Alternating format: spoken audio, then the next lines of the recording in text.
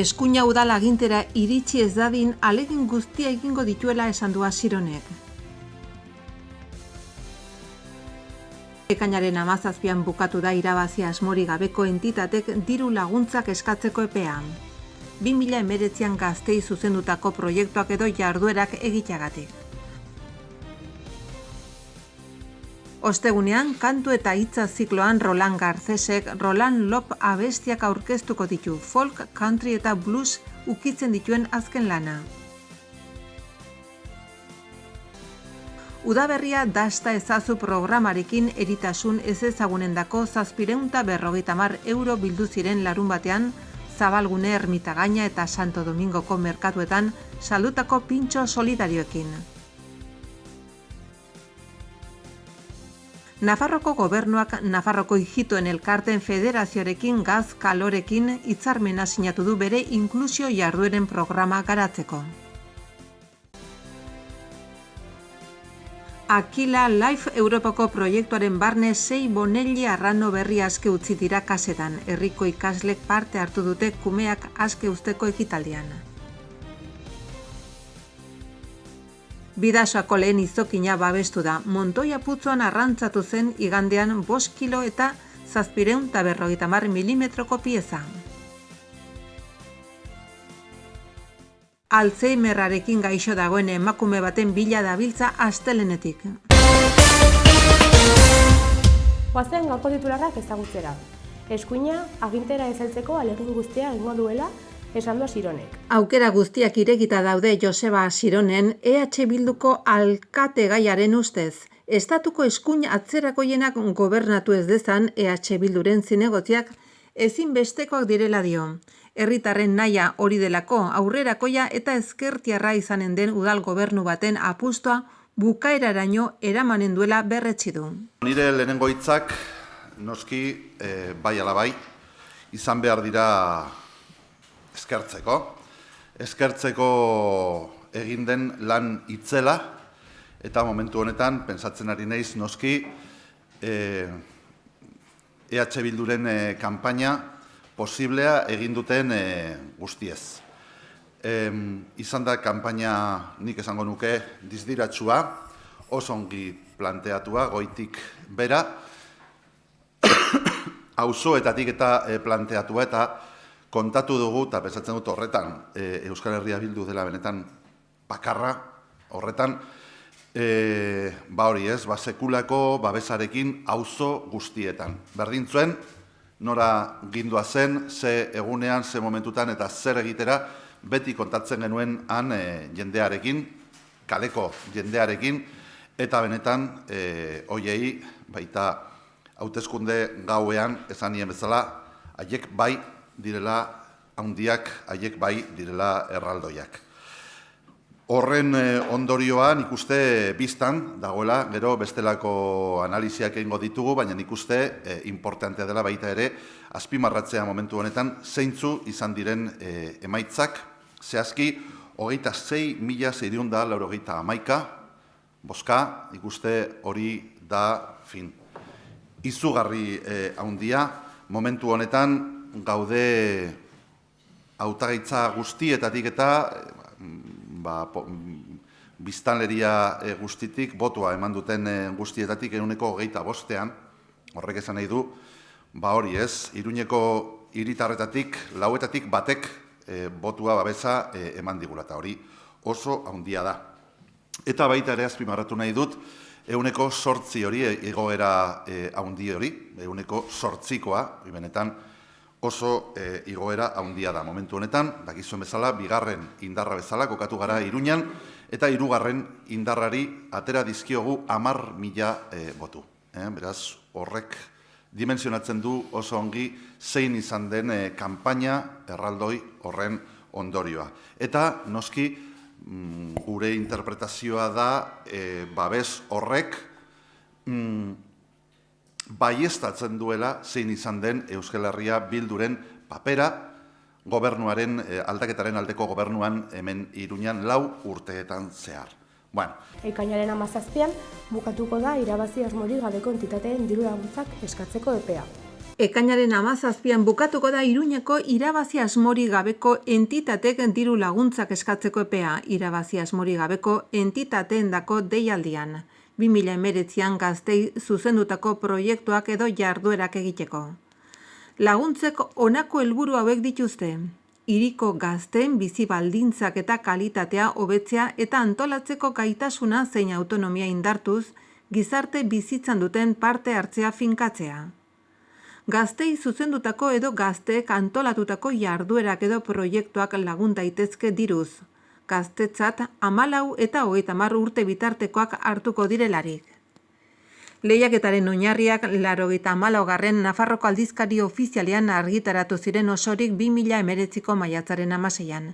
Eskaerak telematikoki bakarrik aurkeztu behar dira udalaren webgunean, webikoitza.iruna.eus edo webikoitza.pamplona.esen. Egoitza elektronikoko diru laguntzen eskaera elektronikoa persona juridikoentzat izapidearen bidez. Argibide gehiago eskura daiteke Iruñako udaleko gazteria unitatean, 948 42 05 32 telefonoan. Deialdian 2 modalitate daude. A modalitatea helburu bereko jarduerez edo ekintzez osatutako proiektuetarako. Eta B noizean behingo jarduera edo jarduera sortetarako, 2.000 euro gainditu gabe. Entitate bakoitzak 2 modalitatetan eskatu ahalko du diru laguntza, baina eskaera bakarra aurkeztu modalitate bakoitzeko. Deialdiak 51.000 euroko zuzkidura dauka honela banatuta. 36.000 euro A modalitaterako eta 15.000 euro B modalitaterako. Ezarritakoarekin bat entitate bakoitzari gehienez 8.000 euro guztizko aurrekontuaren 80%-ari dagokiona eman ahalko zaizkio A modalitatean, eta 2.000 euro aurrekontuaren 100% estaliz B modalitatean. Aisia jarduerak arautu gabeko irakaskuntza voluntariotza bizitza osasuntsua kulturartekotasuna. Proiektuen helburuak honako hauek izango dira: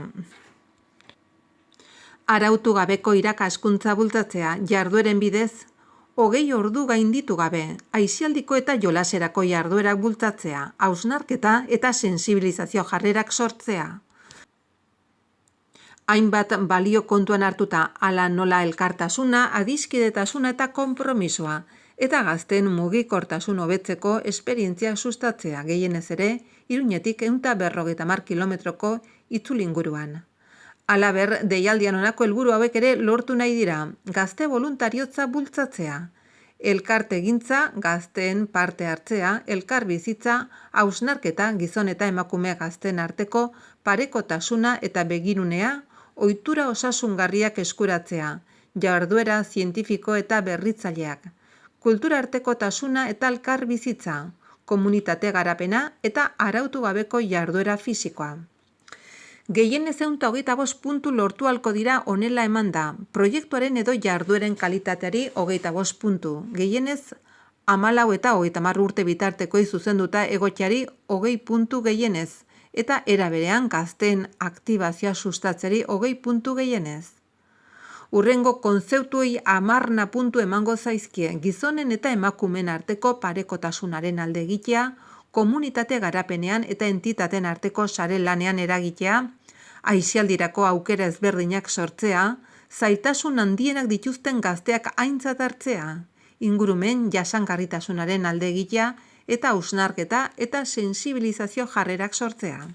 Diru laguntzak eskuratu ahal izateko A modalitatean gutxienez 60 puntu lortu beharko dira eta B modalitatean gutxienez 40. Elkartek eta irabazi asmori gabeko bestelako entitatek diru laguntzak eskatu aldute, legearekin bat eratuta badaude eta izena dagokien erregistroan emanda edukiz gero. Gainera Iruñan eduki beharko dute zerga egoitza, ez dute egon behar irabazi asmoa duten entitaten menpe. Diruz lagundutako jarduerak nagusiki Iruñan egin beharko dituzte.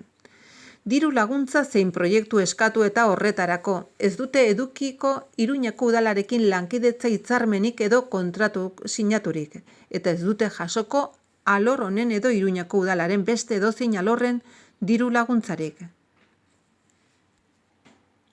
Iazko deialdian 13 entitate jaso zuten diru laguntza honako hauek: Garaiz Gazte Elkarteak 5.221 euro. Bakearen Andre Maria, 5.221 euro. Albatros Klubak, 5.221 euro. Betxi Gazte Elkarteak, 5.221 euro. Bosgarren Tropa Eskaut Taldea Gazte Elkarteak, 5.221 euro. Barazia Eskaut Taldea Gazte Elkarteak, 5.221 euro. Telebistaren Aurkako Aisialdi Kluba, 5.128 euro. Nafarroko Eskaut Katolikoen Taldeak, 4.908 euro. Mikael Eskaut Talde Gazte Elkarteak, 4.666 euro. Dendari Izar Eskaut Talde Gazte Elkarteak, 4.185 euro. Nafarroko Eskaut Katolikoen Elkarten Federazioak, 376 euro. Mugari Gabeko Musika Gazte Elkarteak, 370 euro, eta Gazteak Kristoren Aldeko Elkarteak, 27 euro. Ostegunean, kantu eta hitza zikloan Roland Garcesek bere azken lana aurkeztuko du. Ostegunean maiatzak 30 Roland Garcesek Roland Lop abestiak aurkeztuko ditu. Rockarekiko esperientziaren ostean folk, country eta bluesa ukitzen dituen azken lana. Kantu eta hitza formatu txikiko kontzertu zikloa aurrera doa horrela. Emanaldia 8:30 hasiko da Erraldoien Txokoan, Deskalzos kalea 72an eta sarrera librea da. 2 gonbidapen banatuko dira persona bakoitzeko, emanaldia hasi baino ordu bete lehenagotik. Roland Lop abestiak lana 2017aren amaieran grabatu zen. Aurretik Roland rock and rollen aritu zen, Iruñako zenbait talderekin aritu ere, Astro Vandals, Granero Distortion, Lex Misterio, Gravelitis. Disko honetan alere folk, country eta blues estiloetan murgildu da. Indarra duten melodiak dira, baina instrumentazio xumekoak, ahotsari protagonismoa eman nahian. Horretarako, Rolandek hainbat elkarlan eduki ditu, bai letretan, bai modlaketetan. Inigo, Cabezafuego, Oskar Benas eta Dani Ulezia artistenak besteak beste. Norberaren zein inguruaren askatasuna, barne gatazkak eta garena izateko ikasitakoa dituzte hizpide diskoaren 9 abestiek. Roland Garcesen ahotsa eta gitarra honako hauek lagunduta entzuten alko ditugu Erraldoien Txokoko agertokian, Jose Maria Balpuesta gitarran eta koruetan, Juan Martínez Nieva perkusioan, Carlos Ortiz basuan eta Ana Rodríguez Larrañaga pianoan. Kantu eta hitza zikloak aurkeztuko dituen musika estiloetan barnako ibilbidean aurrera datorren asteko txanda Maite Larbururi dagokio, profesionalki aintzinako musikan aritzen denari. Bere violinista ibilbidean 2 disko kaleratu zituen, bietan hurbiltzen zen folk, bossa eta jazz estiloetara, euskaraz, inglesez eta gaztelaniaz abestutako kanten bidez. Ekainaren 6an bakarka egindako lehen lana aurkeztuko du, Ezurren azpian euskarazko 11 kantaz osatua. Ekainaren 27 arte zikloan ostegunero egongo dira emanaldiak, Maiz Zubeldiaren, Xavier San Sebastianen eta Peio Ospitalen eskutik. Udaberria beste ezazu programarekin, egidasun ez ezagunetarako 750 euro bildu ziren pintxoak salduz. Gerna Nafarroko Eritasun Arraroen Elkartearendako bideratuko dira 750 euro, larun batean Zabalgune Ermitagaina eta Santo Domingoko udal merkatuetan Udaberria dasta itzazu edizioan jasotako dirua hain zuzen. Dirua emateko ekitaldia Ermitagainako merkatuan eginda, merkatuetarako ordezkariekin, Gerna Elkarteko ordezkaria, Juan Ramon Burguete, El Txoko del Carniceroko sukaldaria, eta Xabi Araujo Peña Oberenako sukaldariren presentziarekin. Guztira 750 pintxo saldu ziren euro batean Ardo Tragoixkarekin batera. Gutxieneko erosketatik eta egin zutenak parte hartzen zuten, baina baitere erosketa egin ez zutenek 2 euroan parte hartzezakeden pintxo solidarioen ekimenean. 3 gastronomi elkartek parte hartu dute pintxo solidarioen ekimen honetan. Nafarroako gobernuak Nafarroako ijituen elkartearekin hitzarmena sinatu du bere inklusio jardueren programa garatzeko. Nafarroko Gobernuko Eskubide Sozialetako Departamentuak Nafarroko Ijitoen Elkarten Federazioarekin gaz kalorekin hitzarmena sinatu zuen. Aurten gaz kalo ijito biztanleriaren gizarte inklusioa eta parte hartzea goiburua duen jardueren programa garatzeko. Helburua da hijito erakundei zerbitzuak eman, koordinatu eta elkarren osagarri izan gizarte sektore ezberdinekin elkarrizketak egiteko laguntzak emanez. Nafarroko hijito komunitatearen tratu berdintasuna, gizarte sustapena, nortasun kulturala eta irudia bultza daitezen. Foru exekutiboaren 75.000 euroko finantzaketa duen programan honetan Iruñan, San Adrián, Karkar, Andosilla, Azagra, Lizarra, Baltierra, Milagro, Tafalla, Berbintzana, Larraga, Zangoza, Caparroso, Azkoien, Karkastillo, Marcilla eta Ribaforadan tokian tokiko elkarten bitartez garatu beharreko proiektuen diseinua, jarraipena eta ebaluazio egiteko zenbait jarduera aurreikusi dira.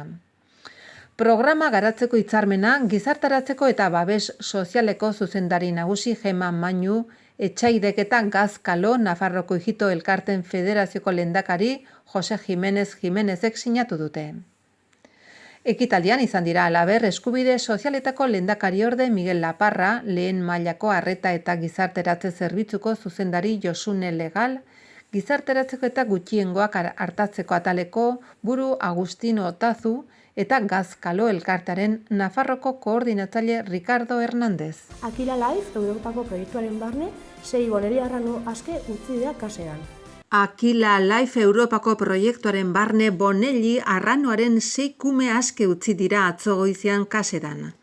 Kasedako ikastetxe publikoko 15 ikaslek herriko jarduneko alkate Jesus Espartzak eta landagarapeneko ingurumeneko eta toki administrazioko zein proiektuko teknikariek parte hartu dute ekitaldian. Bukatzeko, Bidasoako lehen izokina babestu da, Montoia putzuan arrantzatu zen igandean.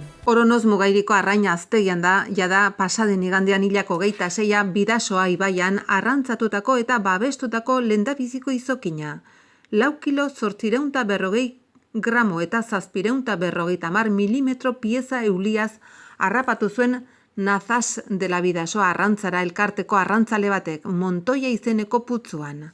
Arrantzaleak izan zaite Bidasoako izokinaren babesle programaren baitan ingurumen departamentuari doaintzan eman dio izokinak berreskuratzen laguntzeko eta ugatzaile moduan erabiltzeko. Sanduzelaia auzoan paseora irten zen 74 urteko emakumearen txakurrarekin. Biak falta dira eta haien bilaketa martxan jarri du foruzaingoak. Ile urdina, begi urdinak, batkako 75 metroko altuera hoiek dira emakumearen nolakotasunak. Etxetik astelenean irten zen arratsaldez txakurrarekin ibiltzera. Sanduzelaia auzoan bizita emakumea eta auzoko txakurren gunera irten zen. Gumer zindatu izena eta kalera irten zen unean, txandaleko praka beltzak txaketa grisa eta Nike markako zapatilak zeramatzan. Markaren ikurra arroxa kolorekoa zuelarik. Hala jakinarazi du foruzaingoak.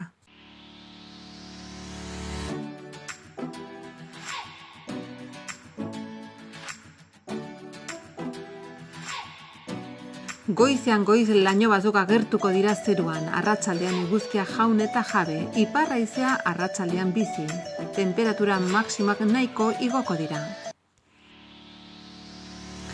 Hortzegun goizean lanbroa eta lainoa nagusi, eguzkitsu egongo da ondoren. Ipar haizea nagusi batez ere arratsalde partean. Temperatura minimoetan aldaketarik ez edo gutxi jaitsiko dira. Maximoak nabarmen edo asko igoko dira.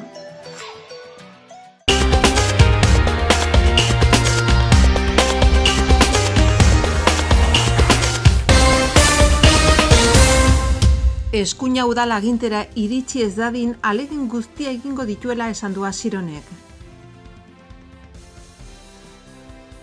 Ekainaren 17an bukatu da irabazi asmori gabeko entitatek diru laguntzak eskatzeko epea. 2019an Gazteei zuzendutako proiektuak edo jarduerak egiteagatik. Ostegunean, kantu eta hitza zikloan Roland Garcesek Roland Lop abestiak aurkeztuko ditu, folk, country eta blues ukitzen dituen azken lana. Udaberria dasta ezazu programarekin eritasun ez ezagunendako 750 euro bildu ziren larun batean, Zabalgune, Ermitagaina eta Santo Domingoko merkatuetan saldutako pintxo solidarioekin. Nafarroko gobernuak Nafarroko Ijitoen Elkarteen Federazioarekin gaz kalorekin hitzarmena sinatu du bere inklusio jardueren programa garatzeko.